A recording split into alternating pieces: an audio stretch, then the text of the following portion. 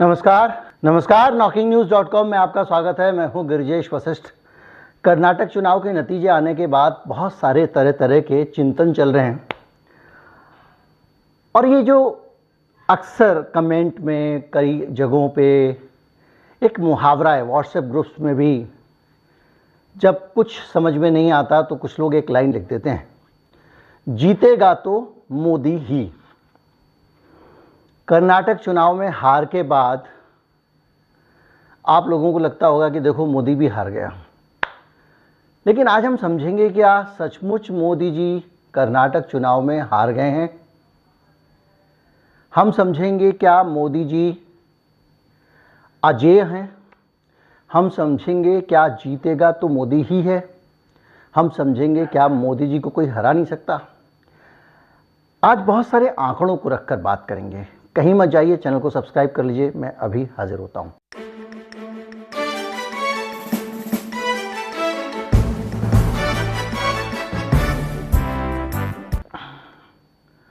हम पहले ये पता करते हैं कि मोदी जी ने जीत के कितने झंडे गाड़े हैं।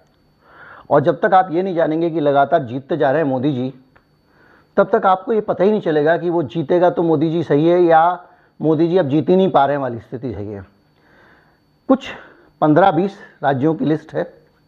कर्नाटक पे इसको ख़त्म करेंगे। देखिए, पंजाब हारे, दिल्ली हारे, मध्य प्रदेश हारे, राजस्थान हारे, छत्तीसगढ़ हारे, बिहार हारे, झारखंड हारे, तमिलनाडु हारे, तेलंगाना हारे, महाराष्ट्र हारे, पश्चिम बंगाल हारे, आंध्रा हारे, केरल हारे, उड़ीसा हारे, मेघालय हारे, नागालैंड हारे, मिजोरम हारे, सिक्किम हारे और कर्नाटक भी हार गए। ये पिछले 5 साल के बीच का, 5-6 साल मान लीजिए ज़्यादा से ज़्यादा, ये 5-6 साल के बीच में जीतेगा तो मोदी जी का एक स्कोर है। जीतेगा तो मोदी जी नारे का एक हकीकत है, एक सत्यता है। 20 जगहों पर हार चुके हैं। अब मैं जब आपके सामने 20 राज्यों की लिस्ट रखता हूं तो यहीं से विवाद खड़ा होता है। आप कहेंगे कि आप ऐसे ऐसे 20 राज्यों में हार बता दी। अरे भैया, मध्य प्रदेश में तो उनकी सरकार है। तो यही अपने आप में एक बड़ी चीज़ है जो ये बताती है कि मोदी जी की सरकार तो है, लेकिन उस सरकार के होने के पीछे जनता का दिया गया वोट कारण नहीं है।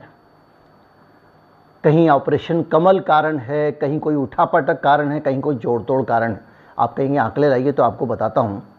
5 साल में 31 विधानसभा चुनाव हुए हैं पिछले, जिनमें बीजेपी ने सिर्फ 6 विधानसभा, 31 में से 5 साल के अंदर सिर्फ 6 विधानसभा चुनावों में पूर्ण बहुमत प्राप्त किया, यानी मेजोरिटी से जीते हैं। बाकी सारे के सारे हार गए हैं। 31 में से 6, लेकिन 6 में के बावजूद भी वो 6 राज्य जीतते हैं, लेकिन 16 में सरकार बना लेते हैं। ये उनका इलेक्शन मैनेजमेंट है। अब इसको आप जीतेगा तो मोदी ही कहना चाहें तो कह सकते हैं। अगर आप और आगे जाएं तो आपको ये समझ में आएगा कि जो 2018 में मई से दिसंबर के बीच में 6 राज्यों में चुनाव हुए थे, तो 2018 के इन 6 राज्यों के चुनाव में तब अच्छी खासी 4 साल सरकार चला चुके थे। बीजेपी को एक भी जगह पर बहुमत नहीं मिला है। छत्तीसगढ़ में 90 में से 68 सीटें कांग्रेस पार्टी ने जीती थी। कर्नाटक में बीजेपी सबसे बड़ी पार्टी बनी थी, 104 सीटें जीती थी उसने, लेकिन तब भी बहुमत उसको नहीं मिला था। सरकार जोड़ तोड़ की थी।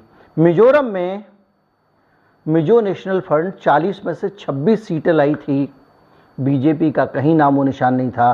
राजस्थान में बीजेपी की सरकार नहीं बन सकी थी क्योंकि सबसे बड़ी पार्टी कांग्रेस पार्टी थी। तेलंगाना में तेलंगाना राष्ट्र समिति टीआरएस ने 88 सीटें जीती थीं और 119 में से केवल उसको 60 सीटें चाहिए थीं। आप इसको अगर देखते जाएं तो आपको समझ में आएगा कि इनके बीच में भी, अगर आप इस 2018 का मामला लें, सारे इलेक्शन आ रहे थे, फिर भी बीजेपी ने 2 राज्यों में सरकार बना ली थी। अब इसको आप जन समर्थन कहें, आप ये कहें कि जनता साथ में है, आप ये कहें कि मोदी जी का एकदम जो है वो ऐसे प्रोडक्ट है जहाँ खड़े हो जाए वहीं पर वोट पड़ने शुरू हो जाते हैं, तो कह सकते हैं। बहरहाल 7 राज्यों में चुनाव हुए 2019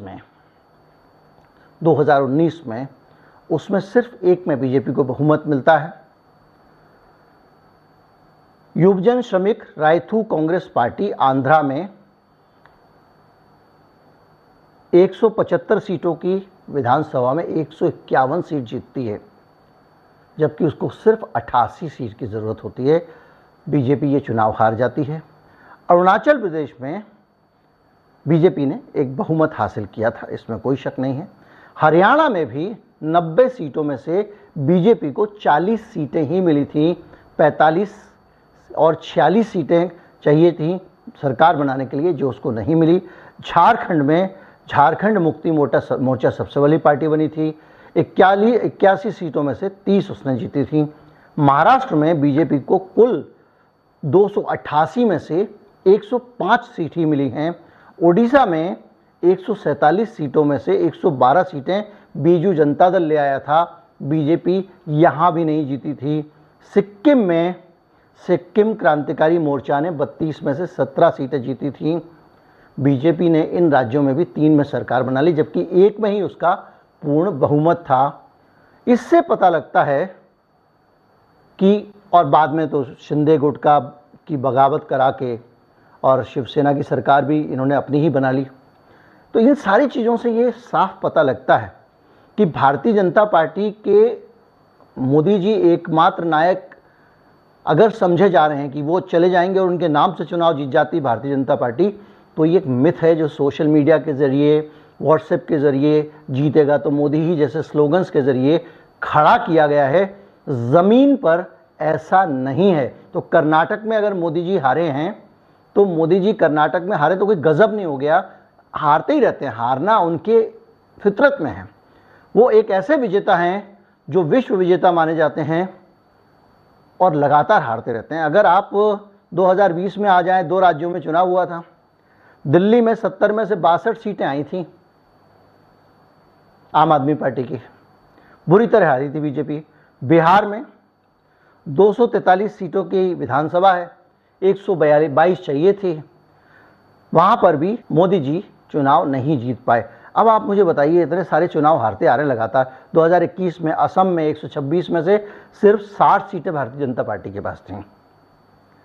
यानी यहाँ पर भी जनता ने उनको बहुमत देके नहीं भेजा था। वो बाद की जो गणित है वो अलग बात है, वो संविधान के हिसाब से स्वीकार्य तो स्वीकार है। केरल में तो कहने की ज़रूरत ही क्या, वहाँ सबसे बड़ी पार्टी CPIM है। पुडुचेरी में 30 सीटों में से ऑल इंडिया NR कांग्रेस को 10 सीटें मिली हैं। बीजेपी यहाँ पे भी बहुमत में नहीं आई थी, सबसे बड़ी पार्टी वही थी। तमिलनाडु में DMK जो है वो 133 सीटें लाई, जबकि 188 उसको बहुमत में चाहिए थी, मतलब DMK ने सरकार बना ली। बंगाल में ममता बनर्जी ने 148 चाहिए थी, 213 सीटें जीती हैं। वहाँ पर भी भारतीय जनता पार्टी की स्थिति खराब, लेकिन इन राज्यों में से भी 2 में बीजेपी अपनी सरकार बनाने में कामयाब हो गई। 2022 में 7 राज्यों में चुनाव हुए, जिनमें 4 में बीजेपी को बहुमत मिला। पिछला साल पहला साल था जिसमें बीजेपी ने अच्छी खासी जीत दर्ज की है, और उसमें जैसे गोवा है, उसमें 40 में से 20 सीटें आ गई थीं। कांग्रेस वाले सोते रहे, मैनेजमेंट हो गया, 1 सीट का इंतज़ाम करना था, उन्होंने कर लिया, सरकार बना ली। गुजरात में क्लियर कट मेजॉरिटी मिली बीजेपी को, 182 में से 156। इसी तरह से हिमाचल प्रदेश में बीजेपी हारी और 35 सीटें जीतने के लिए चाहिए थी 70 में से, जबकि 68 सीट में से, जबकि कांग्रेस ने 40 सीटें जीती तो वो निकाल के ले गई। मणिपुर में कुल सीटें 60 हैं, 32 सीटें भारतीय जनता पार्टी ने जीती हैं। मणिपुर के बारे में बता चुका हूं कि कैसे ये जीत हासिल हुई है। पंजाब में आम आदमी पार्टी ने 117 सीटें 92 सीटें जीती हैं, 117 कुल सीटें हैं, जिसमें से 59 सीटें चाहिए होती हैं। यूपी में 403 में से 255 सीटें जीतकर बढ़िया मेजॉरिटी के साथ में बीजेपी आई है, वो जीती है। उत्तराखंड भी बीजेपी जीती है, जिसमें 40 में से 70 में से 47 सीटें आई। यानी आप देखें तो सबसे अच्छा अगर कोई साल रहा है 2022 रहा है, और 2022 में जो है 4 राज्यों में उसको पूर्ण बहुमत मिला, लेकिन इस साल भी उसने सरकार 5 में बना ली। तो आप अगर देखें तो जीतेगा तो मोदी जी नहीं है, खेल करेगा मोदी है। मोदी खेल कर ले जाता है। 4 राज्यों में चुनाव, एक में बीजेपी को बहुमत। कब?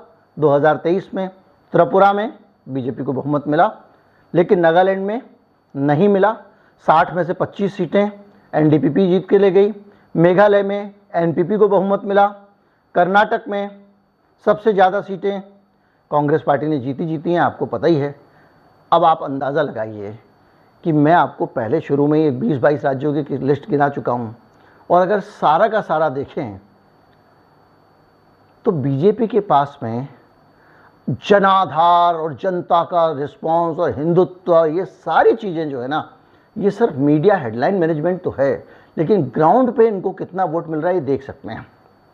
वोट नहीं मिलता, उसके बाद में ये बाकी गणित चल जाते हैं, उसके कारण इनकी सरकारें बन रही। लेकिन उस पूरे चीज़ों को भी अगर आप देखें तो जो परिदृश्य हमारे सामने आता है वो कहता है कि अब बीजेपी की जो तस्वीर 2018 में पूरा भारत भगवा हो गया था, अब वो स्थिति नहीं रही है। काफ़ी हद तक बीजेपी सिमट गई है। इसमें भी अगर इस तस्वीर को आप देख रहे हैं, अगर इसमें आप जोड़ तोड़ वाली सरकारों को हटा दें तो बीजेपी के पास कुछ बचा नहीं है। अगर आप और आगे बढ़ें तो पिछले 5 साल में 31 राज्यों में विधानसभा चुनाव हुए। 6 राज्यों में बीजेपी को स्पष्ट बहुमत मिला। 16 राज्यों में बीजेपी ने सरकार बनाई, ये मैं आपको बता चुका हूँ।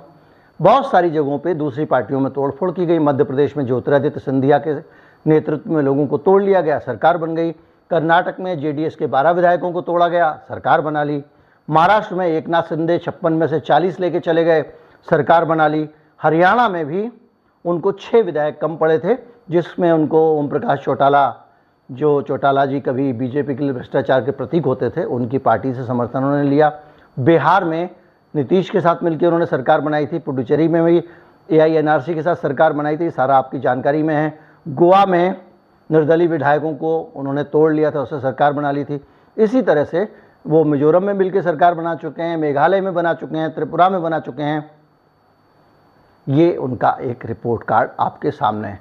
अब इस पूरे रिपोर्ट कार्ड पे अगर आप नज़र डालें तो बीजेपी सरकार बनाने में माहिर है, चुनाव जीतने में माहिर नहीं है। अगर इस पूरे रिकॉर्ड को देखें तो भारतीय जनता पार्टी चुनाव जीतने वाली पार्टी नहीं है। भारतीय जनता पार्टी चुनाव में पैसा पानी की तरह बहाती है, लेकिन सरकार जोड़ तोड़ और दूसरे तरीकों से ही बनाती है। ये परसेप्शन इन सारी चीज़ों से निकल के आता है। अगर आप इस पर थोड़ा और आगे जाएं और मैं इस पर डिटेल अगर आप को से साझा करूं तो कहाँ पे कितना रिप्रेजेंटेशन भारतीय जनता पार्टी का है, इसका डाटा आपके सामने आएगा। अगर साउथ में जाएं, नॉर्थ ईस्ट में जाएं, सिक्किम को भी इसमें मिला लें तो 8 राज्यों में 498 कुल विधायक हैं। इनमें से बीजेपी के पास 498 में से कुल 206 विधायक हैं। ये बीजेपी की तस्वीर है। पश्चिम भारत में आप चले जाएं तो महाराष्ट्र में बीजेपी की, पश्चिम में आप चले जाएं तो महाराष्ट्र, गुजरात और राजस्थान 3 राज्य हैं। इन तीनों राज्यों में से अगर आप देखें तो कुल 670 विधायक हैं, जिसमें से 331 बीजेपी के पास हैं। अगर आप बंगाल, झारखंड, उड़ीसा वाले हिस्से में, बिहार, पूर्वी भारत में चले जाएं तो यहाँ 722 कुल विधायक इन राज्यों में मिला के, जिसमें से बीजेपी के पास कुल 196 विधायक हैं। उत्तर भारत में अगर आप आ जाएं, हरियाणा, यूपी, पंजाब, हिमाचल, उत्तराखंड, दिल्ली, तो यहाँ कुल मिलाकर 818 विधायक हैं, जिसमें बीजेपी के पास 377 विधायक हैं। इसी तरह मध्य भारत में एमपी, छत्तीसगढ़ में 144 बीजेपी के हैं, जबकि कुल विधायकों की संख्या 420 है। अब अगर इस सारी चीज़ को अगर आप देख लें, दक्षिण भारत को भी आप मिला सकते हैं, और इनमें वो लोग भी हैं जिन्होंने दूसरी जगहों से आके बीजेपी को ज्वाइन कर लिया। ये सारे आंकड़े एक तस्वीर बताते हैं, और वो तस्वीर ये कहती है कि 2024 में जीतेगा तो मोदी ही, और आसानी से चुनाव निकाल ले जाएंगे, और 2024 में कोई मुश्किल नहीं होने वाली है। तो वो काम सिर्फ बातों बातों में है। यानी आज की तारीख की स्थिति के हिसाब से भी आप हारे हुए हैं। और अगर अब ये जो नया परिदृश्य खड़ा हुआ है, कर्नाटक के बाद में जो माहौल बनना शुरू हुआ है, मध्य प्रदेश में पहले ही लोगों ने हरा दिया था, आपने जोड़ तोड़ करके सरकार बना ली, अब अगर लोगों ने दोबारा हरा दिया तो एक जो साइकोलॉजिकल एज होती है ना, जो एक दिमाग में बैठा हुआ है जीतेगा तो मोदी ही, वो दिमाग में जो बैठा हुआ जीतेगा तो मोदी ही, वो भी निकल जाएगा। तो आप समझिए कि हो सकता है कि भारतीय जनता पार्टी वापस 2 सीटों वाले दौर में भी पहुंच जाए। जो स्थिति है वो ये है, ये सब आंकड़े हैं और ये रिसर्च मैंने नहीं किया, अलग अलग मीडिया हाउसेस से ये रिसर्च है। दैनिक भास्कर ने बड़ा एक्सटेंसिव रिपोर्ट छापी है। उन सारी चीज़ों को मिला के मैं आपके सामने लेकर आया हूँ। उम्मीद करता हूँ उस वीडियो से आपको एक अंडरस्टैंडिंग मिली होगी कि भारत के लोगों का सही प्रतिनिधि कौन है, भारत के लोगों ने किन को वोट दिए हैं। वीडियो अगर अच्छा लगा हो तो ज़्यादा से ज़्यादा लोगों तक पहुँचाए, चैनल को सब्सक्राइब कर लें। नमस्कार, जय हिंद।